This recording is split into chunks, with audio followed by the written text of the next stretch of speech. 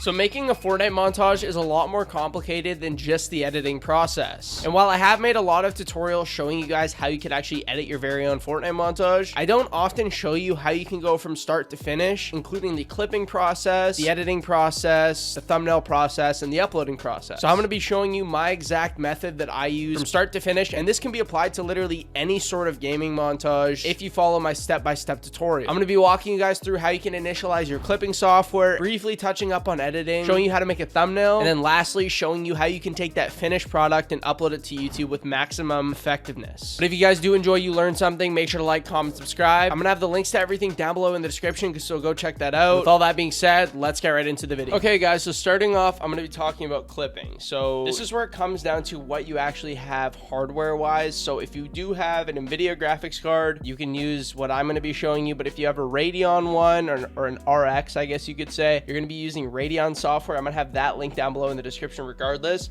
If you don't know, you can come down here to your taskbar, right click, go to task manager, and then what you're gonna do right here is go to performance, and you're gonna go down to your GPU. It's gonna say Nvidia something or Radeon RX something. So we can see Nvidia GeForce RTX 4090. So I have an Nvidia graphics card, so I'm gonna be using the Nvidia software. If you have Nvidia, you can follow along with what I do in this video. If you have the Radeon, you can click on the link down below in the description, follow along with literally the exact same process, and it's the exact same in terms of setting up the clipping software. So I'm going to be showing you how to do the Nvidia software right now. So this is what the interface looks like for Nvidia. It's called GeForce Experience. Let me quickly show you how to download it. So you're just going to open your Google, look up GeForce Experience download, go here, go to GeForce Experience like this, and this will be the link at the top of the description as well, so you don't even have to look anything up. Press download now, run the installation, and then all you got to do once it's installed is press Alt-Z. Now the cool thing about GeForce Experience is it allows you to actually start recording, broadcast live directly to live streaming platforms, as well as screenshot, photo mode, game filter, as well as instant replay. Instant replay is what you're going to be using for clipping. So initially you can go into the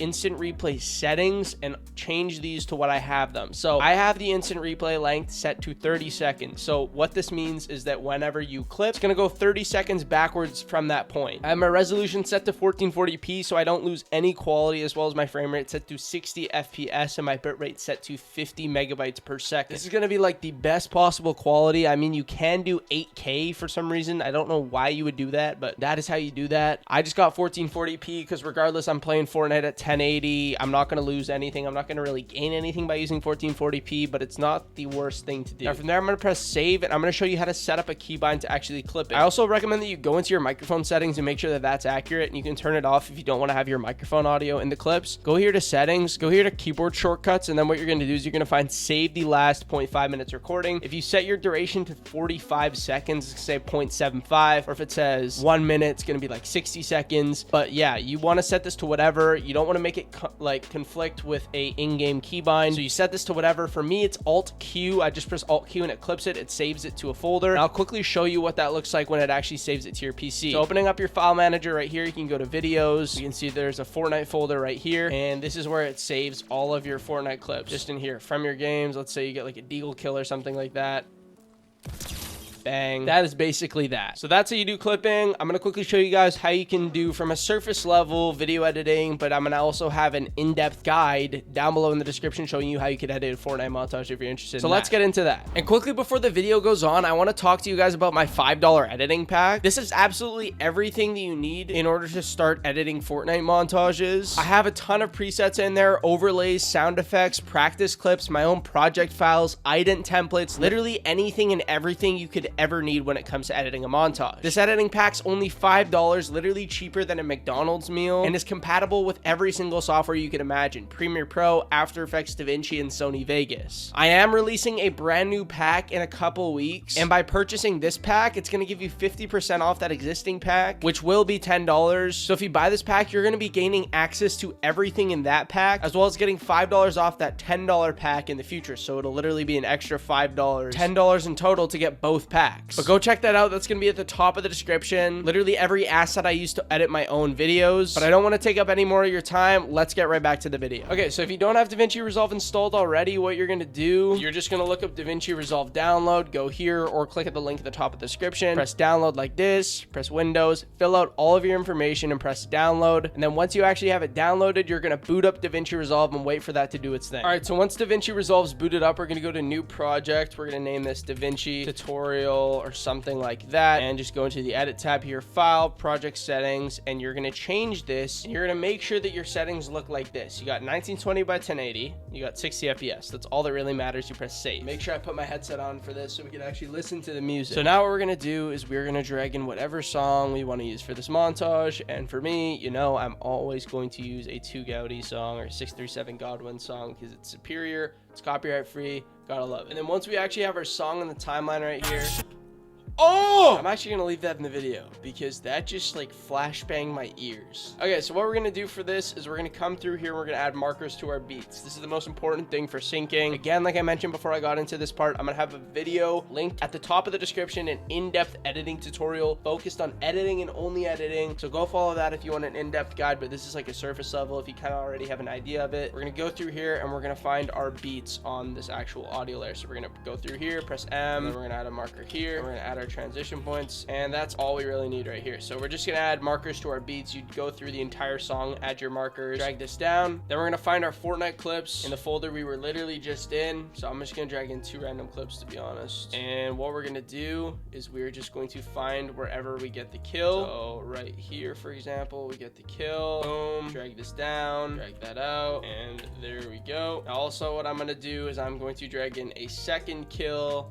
Say this one here, we're gonna find the kill, so the deagle shot right here, find the kill, add a marker, and then we're gonna line up that marker with the other marker that we just added on the video. So we got 2 clips synced up so far. Now all we gotta do is we gotta right click, unlink each clip, go with the blade tool and cut it on the kill, right click, retime control. We're just gonna drag this out to 50%, and we're just gonna drag that back. But that is how we do that. Same thing with this one, retime controls, 50%, drag that back, and boom, that is how you do that. Now all we would do here is we would render it. Again, this is super base level, so if you want to learn how to do effects, transitions, all that stuff, go watch my actual editing tutorial. We'd fill out all this information, DaVinci Montage, something like that. We would go here to this, save it, go to add to render queue, render it, and that's how we do that. But I'm gonna quickly show you how you can actually do your thumbnails for your montages once you have that finished product. So let's do that. Okay, so what you're gonna need for this step is you're gonna need Photoshop. If you don't have Photoshop, there may or may not be a way to get it for free on YouTube. I can't link it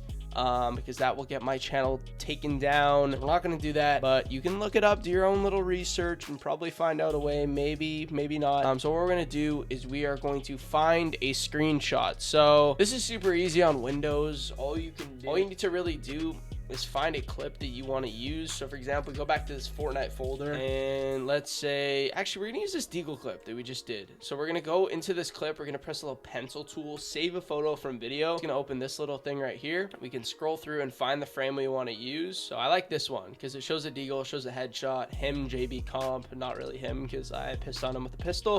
We're gonna save this frame, we're gonna save it to wherever we want. So I'm gonna save it to my thumbnails folder, and just like that, we're good. So we're gonna go up here to Photoshop, we're gonna go open, and then what we're gonna do is we're going to go to the thumbnails folder, find that frame we just did. Dude, just like that, it's ready to go in Photoshop. Now the next thing we're gonna do is we're going to find whatever emoji we're using for this montage. So for example, I did like a stone cold montage, I used a snowflake. For my greedy montage, I did like a demon with horns on it, I used that one. So you're gonna find like a suitable emoji for your montage. So I don't know, I'm gonna use smirking emoji. That's what I'm gonna do. I'm gonna use this one.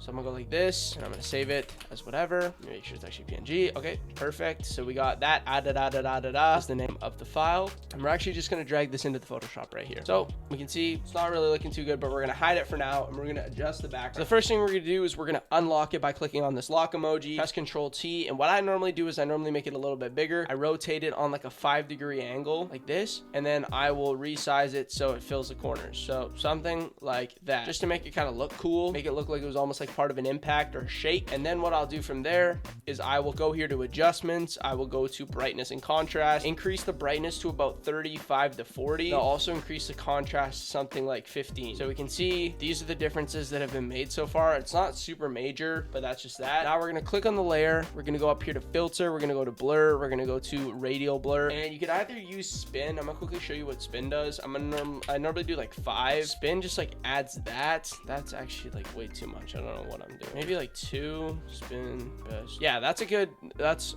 honestly good. So you can do that. I normally do like a zoom one. So I'm going to do zoom 3, and that should be good. So I don't know if you guys saw the difference, but if you look in the bottom right here, you can see the difference that it's made. It's made like the little it looks like it was part of like a zoom. That makes sense, obviously, hence the name. Now we're gonna do with this emoji, we're gonna press Control T on the layer itself to adjust it, rotate it with the thing. So a good rule of thumb would be rotating it 8 degrees ish, making it smaller, keeping it in the top right corner, because I feel like the top right is just best for emojis and thumbnails like this. Go right click. We're gonna add like a bit of a glow. You can never go wrong with an outer glow in the emoji. Change the opacity to 100, change the size up, change the spread down a little, and then we're going to change that opacity back down to something like 60.